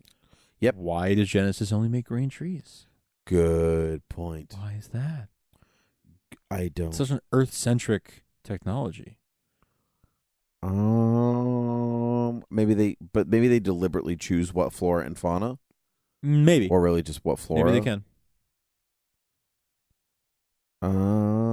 So this is where the Kobayashi Maru, story comes from. And I remember when I saw the 2009 Star Trek for the first time. Okay, 2 hours already. So he said 1 hour. He meant 2 hours. Oh, okay. You So, were right. You were yeah. right. You were right. It was 2 hours. I don't like to lose. I like that they mirrored that in Abrams too. Yes, exactly. The Kobayashi Maru. Exactly. And that when we saw it happening, I was like, this is going to be it. This is going to be when he rigged the test. Like, when he was taking the test, I was like, no, it's when he's eating his this apple. is that thing that and he's eating an apple here too. Right, exactly. That's what, oh my God. God, I didn't mean, no, I did not realize that. Yay. Teamwork. Yay. I exaggerated. Hours instead of days. Now we have minutes instead of hours. It's just so well written. It's just so well put together. And now he's buttoning back up. Because he means business. He means business and there's no more blood on his shirt. It's funny because before when I said like they don't have tons of time together, Spock and Kirk, I think I meant more because like watching this, obviously they're on screen quite a bit together. Sure. But I think it's more in the way of like they don't have friendship scenes a lot. No. They don't build that part up like they have some. They have the one at the beginning. Yep. Which is super important. And then it's pretty much all business from there. So even if there's fun interaction, it's all about the mission and what's happening. That first scene is the only thing that's like personal. I think maybe that's more what I meant in. Yeah, I agree. Look at that screen. So great. So great. Yeah, so they're doing this thing where they're orbiting the planet at exactly, they're exactly across from each other. But it's such a risk that they're taking because like at any second Khan could decide to break that orbit and come after them. Yep. But yes, indeed. The odds will be even. Oh, but they will. You will be. It looks like our moon that they're orbiting. It's not, though. I know, but it looks like it. He's wearing pink. He is. Does that mean he's safe? Yep. It's not he's, red. He's going to get mortally wounded because he's not just red. Look at that choreography. That's a good shot. Oh my God, teleplaying. No. Telegraphing? Telegraphing. That's what I meant. It's telegraphing. Look, Frank, it's late. Yeah, now it's late, It's after 8 o'clock. No. It's after 8 o'clock now. Now that you said something. Now it's late all of a sudden. Yeah, well, it's after the 8 o'clock hour. You know, no. it's closer to 9 than it was when you said it. We're old men. Geez. Old men watching Star Trek. Yep. On a Tuesday night. Yep, just a regular Tuesday. Cat, stop eating the pistachio. Oh, my goodness. That can't be good for you, kitty. Actually, I looked it up while we were watching. It seems to be fine. Okay, good. Yeah, it's going to cause gas, apparently. So I have, Fun so I time have for that, you later. I have that to look forward to.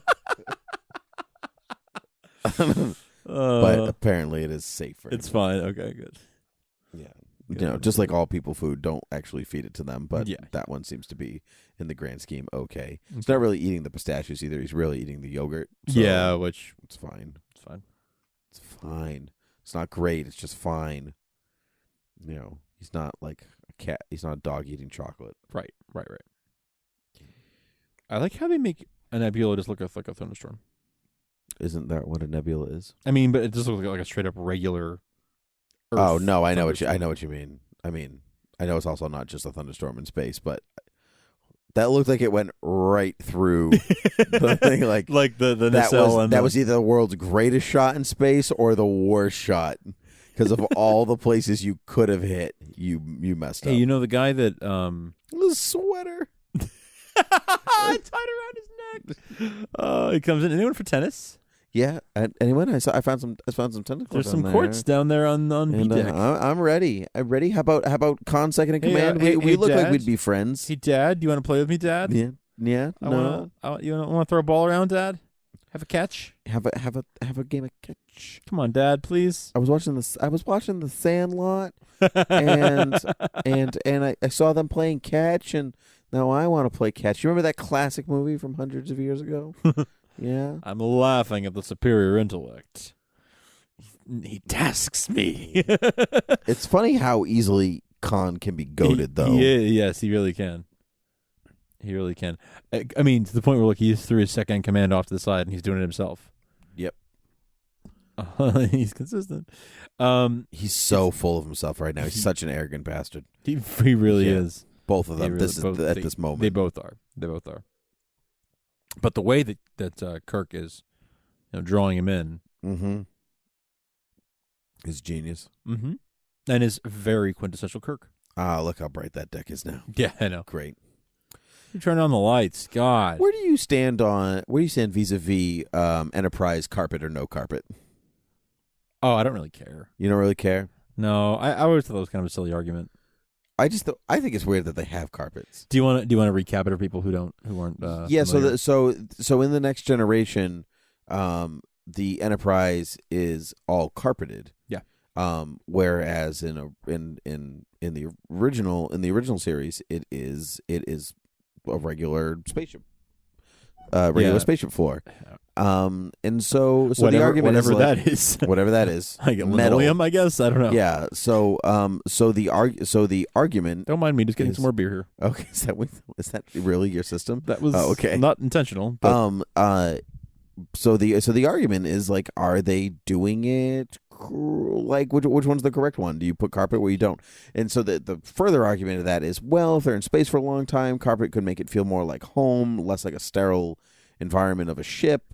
But the counter argument to that is they are working, not at home. Submarines don't have carpet to make it feel more like home, or something like that, or the ISS or something like that. So where do you stand? I just think it's a silly argument. I don't know. Like, who's paying attention to the floor that much? I don't know. I am. I know, but like, I don't mean, it's not like I don't go through my life thinking, like that meme where he's probably thinking about other women, and I'm like, should the Enterprise have carpet or not? Yeah. That'd be pretty funny if that was true. That would be pretty funny. Story of my life. I.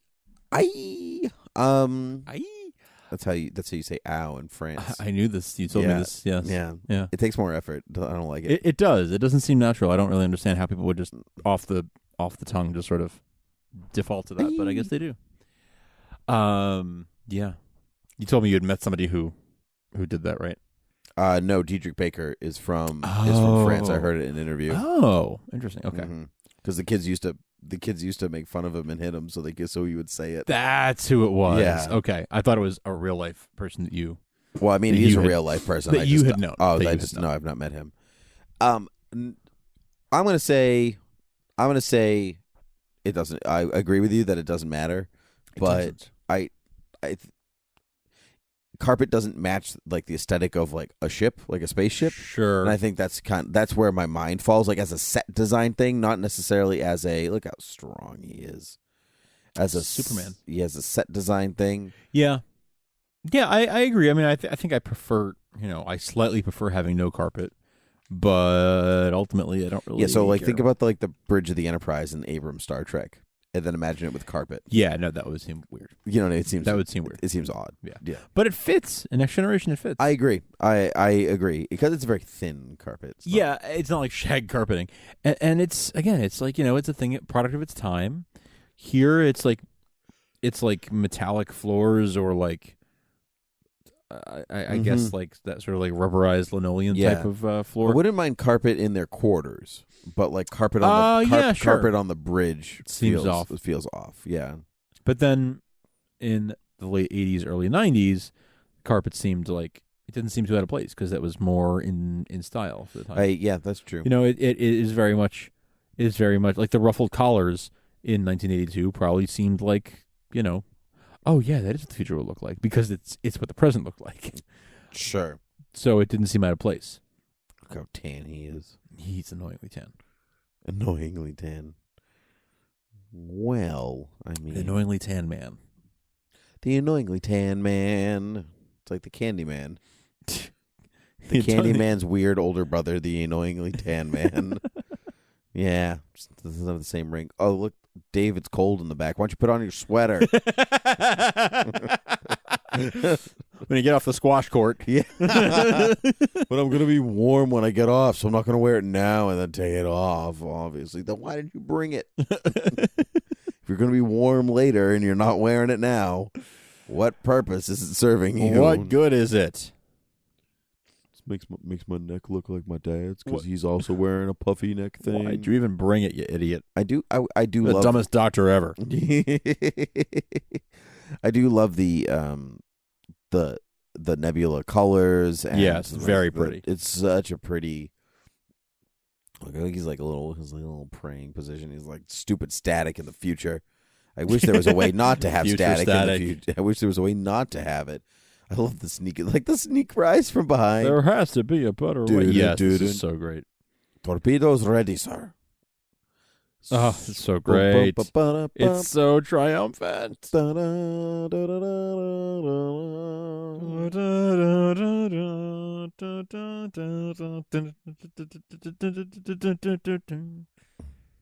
Fire. And they have a little joystick for the torpedo. Boom. Blow it. Blow it up. Blow the ship up. And I love... It's not billions of dollars or anything. Well, it's too late for that. It's... Khan's touch it. He's touched it. He's tainted the whole thing. That's it. Oh, no. Well, there goes the warp nacelles. There goes the neighborhood. There goes... Boom, boom, boom, boom.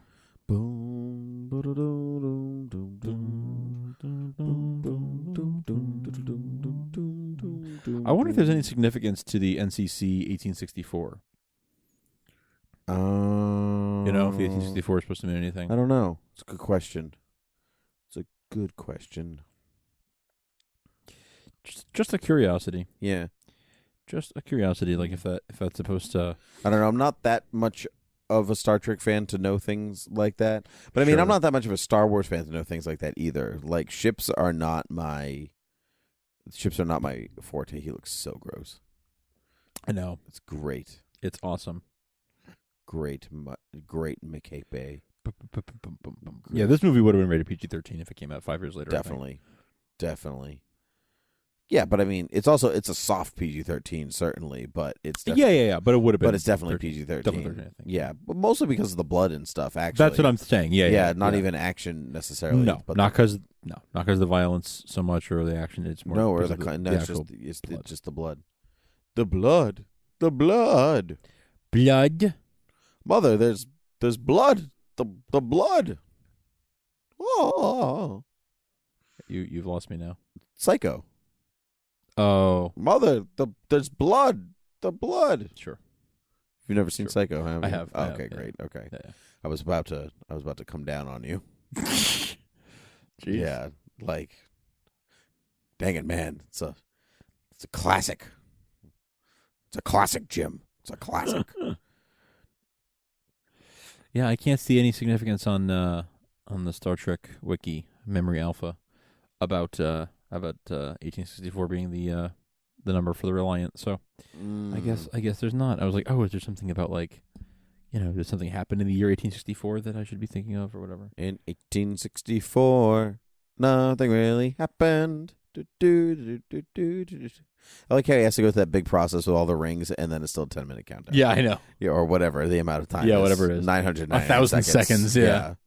Seems like a crappy timer. 1,000 seconds system. Like, why do you got to make people do that math? It's the Genesis wave. It has its own wave of some kind. Yeah, you love like the pseudoscience.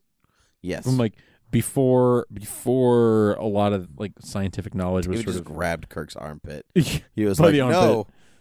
Like stick his hand right up in there. Oh, you're perspiring a bit, Captain. Oh. Yeah. I guess I gotta go live by logic. See you later. Bye. And that's when he made the decision right there. I would love it if you didn't ever see Spock again after that until he died. You just watch him get up and walk away, and the next time you see him, he's dead. And you're like, what? That's sad. It would be really funny. I mean, it would take away from the whole moment, but it would amuse me. Oh, this is so great. This is so great. Is it great because you love that Spock dies? No, it's so great for reasons that have to do with the whole franchise. When you saw this film, did you know that Spock was going to die?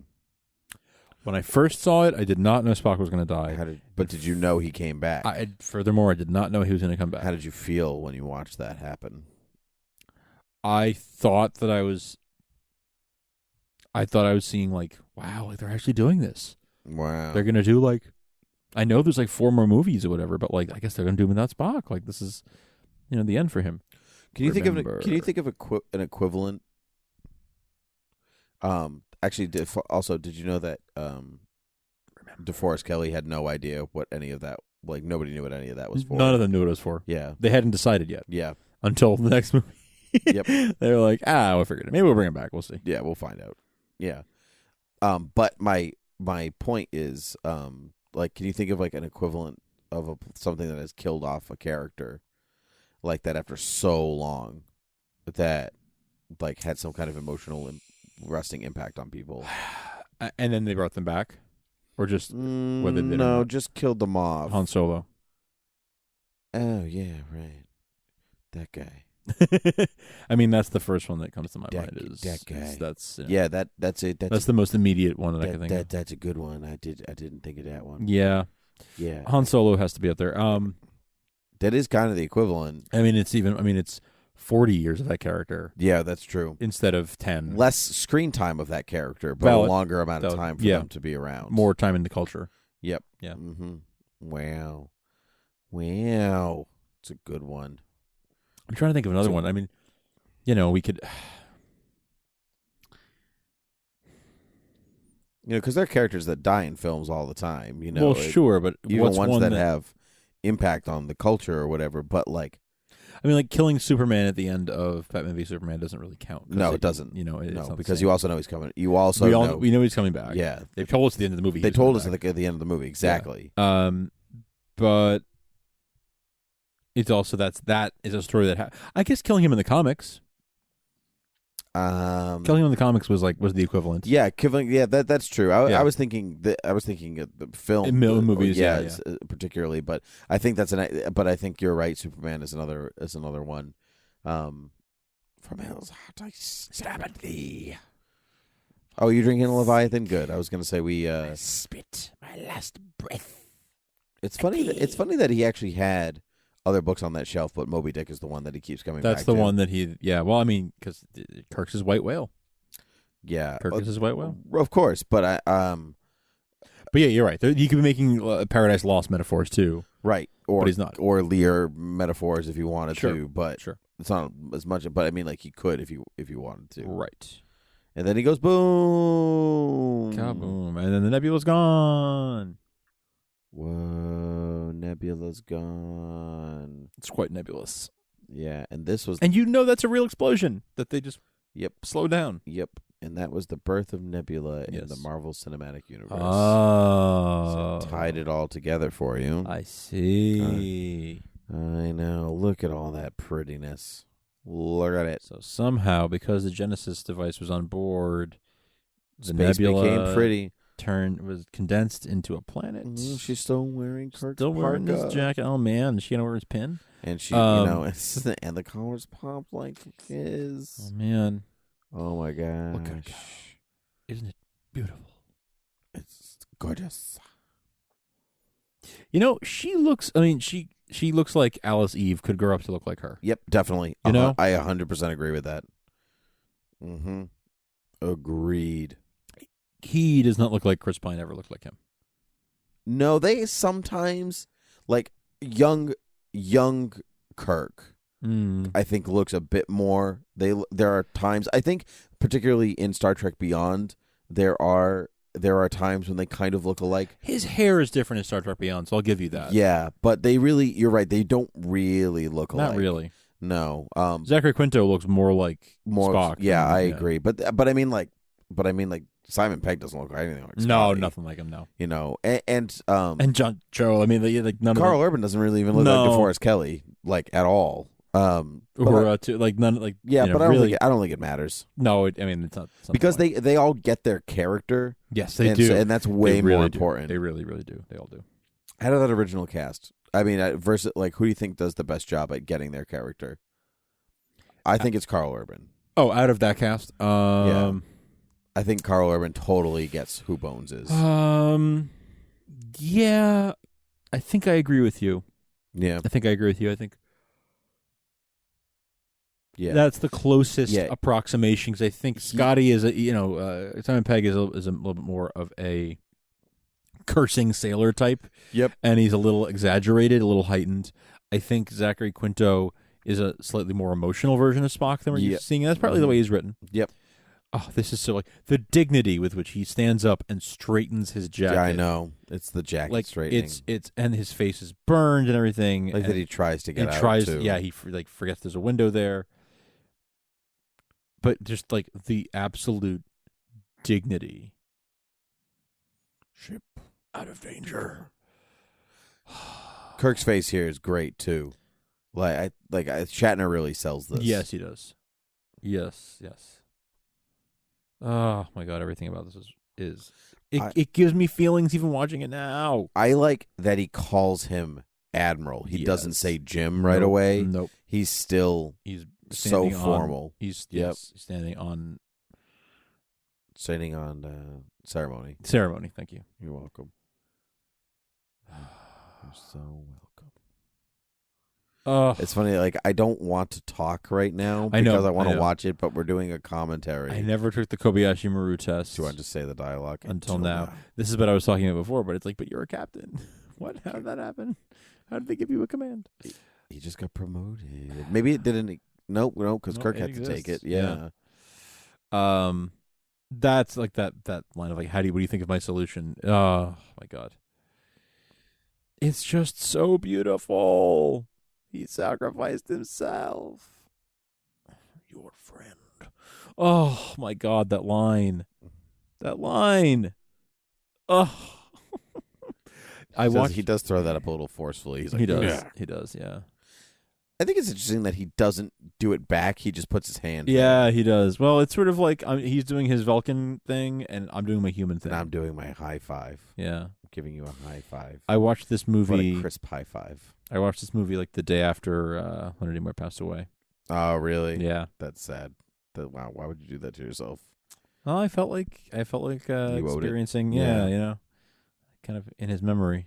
It's still sad, even though he literally comes back and he's in more Star Trek films than anyone else. Yeah, I know. It's still sad, and look, Kirk just sitting there, just unable to do anything. And this scene was added by the producer who shot this. Oh, the director refused to put it in the funeral. Yep. How was it going to end otherwise? Like that, basically. Like cut this funeral out and then them go to the bridge at the end.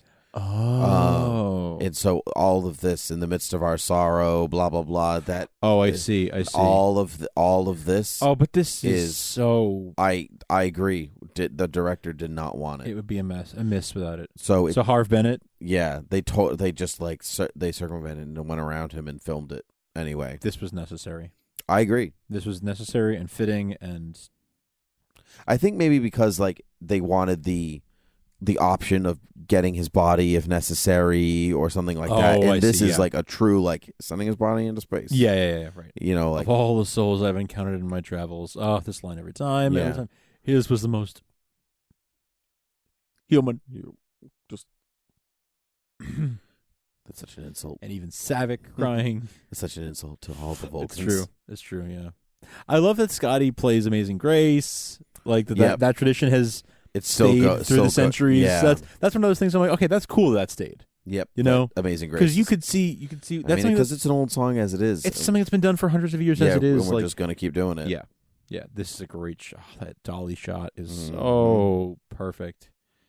Everything about this is so perfect. Yep, I agree. How would you, I'm going to ask you a really unfair question. How would you rank this movie against the Star Wars movies? Ooh, oh my God. That is an unfair question. It's an unfair question. I would put it... Oh my God. That's such a weird question. All 7 or 8 films? Or just original trilogy? Or... Let's do original trilogy. Just original trilogy. I'd put it... I would do Empire Strikes Back, Khan, Jedi, New Hope. Whoa.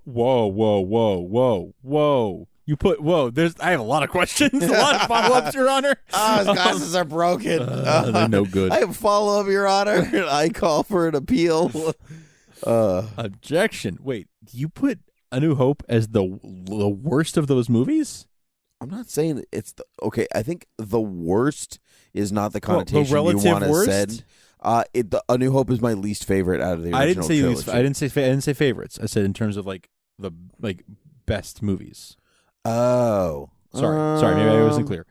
Like, how would you rank them in terms of which the quality of the films? Then I'd probably do Empire, Khan, New Hope, Jedi. Okay, then. I would do Empire, New Hope, Khan, Jedi. Yeah. Yeah, see, I think this just wins. This wins over New Hope because of the emotional factor. Okay, which is what I was originally even thinking of with Jedi. Sure, but Jedi meanders in the middle. Yeah, it does. And so I think like the beginning is strong and the end is strong, but the middle of Jedi is kind of it's fine. It's got second act problems. It's got second act problems. Exactly. Which when does that happen? Exactly. It's third act problems. Third act problems. Damn it. It starts strong and it ends strong, but it takes too long to get anywhere going in the middle. And this one is, I think, is equally good throughout, but I don't know though. See, but I like Star Wars more, so I was trying to give Star Trek like its due. I don't want to like throw it at the I like bottom. Star Wars more too. Star Wars more too. Don't get me wrong. But I think objectively, this is a better film than Jedi.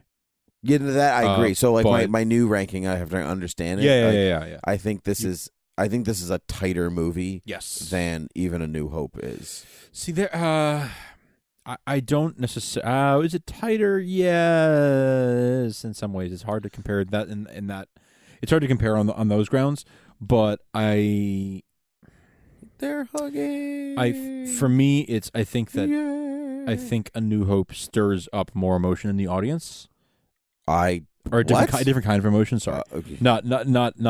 This is very emotional. Not to say this is emotional, but it stirs up that sense of adventure.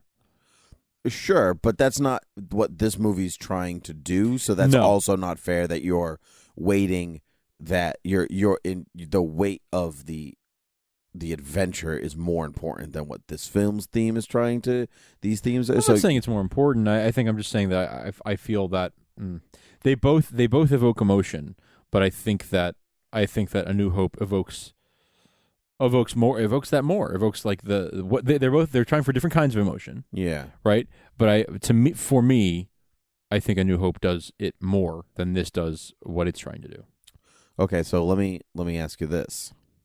In the scheme of like great, let's say, franchises, the second film, okay? Yes. Where does it rank amongst original trilogy Star Wars, the Dark Knight trilogy, because that would be Empire Strikes Back, The Dark Knight, Lord of the Rings, which I guess is unfair for you, but Two Towers, and then give me another one. You okay, Jim? Jurassic How Park. do you feel? Jurassic Park. Well, Empire is going to win that. Young. I feel young. It's because your glasses are broken. But he's had his arc. He had an arc. He actually grew from this experience. Yeah, he regressed. He feels young now. Well, did he regress, or did he he really realized that he had been doing the wrong thing for all these years? The Romulan thing. The Romulan orangutan. And now he's found he's back to his calling, He had been ignoring his calling for too long, and he's come back to it, and he's glad, he's glad he did. Yep. I think that's really what it's about. And it's about that sometimes I think this was then also filmed by the producer. Okay. Because it shows, like the casket. Or maybe this was just the information I was told, but maybe the funeral was the last thing but this they was tacked filmed this by on. That feels more like probably what it was. Yeah. If anything was tacked on, this feels more tacked on. Yeah, agreed. By comparison. Yeah. But I'm honestly not sure. Yeah. Yeah. I actually don't love this tree ending. thing. Yeah, I would have kind of preferred if it should have ended with him saying I feel young. Yeah. I agree. Yeah. Because this was like, blatantly done to set up the sequel. Yep. So yeah, that feels more like, because it seems like if they were doing things like, remember, we don't know what we're going to do with this, but we'll have them say remember and we'll figure it out later. This feels like, okay, we know we're going to do something now with the remember. Let's add something to tease the next movie. Yeah. To Bolligo, where no man has gone before. It's funny. This Starfield, like when they're panning around and everything, it looks like Windows. It does, and when the camera was panning from side to side, it looked almost like there was a back wall to the stars. Oh, you know yeah, what I mean? I definitely agree with that. It looks smaller than at the time, I'm sure it looked amazing, but in retrospect and having seen better effects since then, it's like, oh, this looks like a small room with stars hanging in it. Yep, no, I completely agree. Well, this was a whole lot of fun. This was great. It's a long time coming. Trick, though, we're just going to keep going and do Search for Spock. So get it ready. The Paramount sign is the Paramount sign. Oh my God, showing up. All right, well, I'm going to blue. I've got to go home at some point, so and then it goes to white. All right, we're doing this. Huh? Thanks so much, guys, for it's recapping listening. What happened. Don't grieve, Admiral. A little postage size. I just saw this. Let's fast forward. That won't affect anybody's. Not at all. I'm at What year did this movie come out? Does it say in your thingamajig there? Info. It came out in a year that is not. It's not on there. It doesn't say on your Apple TV. Well, this was a lot of fun. This was a lot of fun. I'm gonna force this show to end now. Yeah, but I'm just doing this as a joke. I gotta bring you. So yeah, that's true. We all got to work. We all got to work tomorrow, but yeah, I enjoyed this a lot. I believe this was your idea to do this commentary, so thank you for suggesting it because I really enjoyed myself. Oh, you are so welcome. Thank you for the beers. Thank you for the beers and giving them to me. Giving them to me. All right. Well, we already said our we did our thing. So our credits and all that. So all right. So I'm just gonna get out of my chair. All right. Why? And wish you a 1, 2, 3. Cheers.